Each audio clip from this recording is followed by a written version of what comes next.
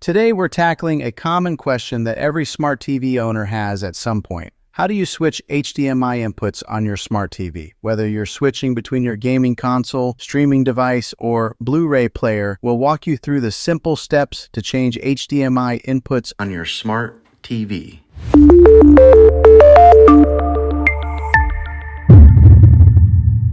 First things first, locate the HDMI ports on your smart TV. Typically, these are found on the back or the side of your TV. Each HDMI port is labeled with a number, like HDMI 1, HDMI 2, and so on. This labeling will help you identify which port is connected to which device. For example, HDMI 1 might be your cable box, while HDMI 2 could be your gaming console. Before you switch inputs, make sure the device you want to use is powered on. For instance, if you want to use your PlayStation or Fire Stick, turn it on first.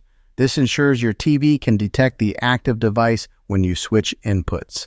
Now grab your TV remote and look for a button labeled Input, Source, or sometimes AV. Pressing this button will bring up a menu on your screen showing all the available inputs. Use the arrow buttons on your remote to navigate through the options. Scroll through the list until you find the HDMI input that corresponds to the device you want to use. For example, if your gaming console is connected to HDMI 2, highlight HDMI 2 on the menu and press the OK or Enter button on your remote. Your TV will switch to that input, and you'll see the device's screen appear. What if you've lost your remote? Don't worry. Most smart TVs have physical buttons on the side or bottom of the screen. Look for the Input or Source button and press it repeatedly to cycle through the available HDMI inputs. Stop when you reach the one you need. Here's a bonus tip. On many smart TVs, you can rename your HDMI inputs to make them easier to identify. For example, you can rename HDMI 1 to cable box and HDMI 2 to gaming console. This option is usually found in your TV's settings menu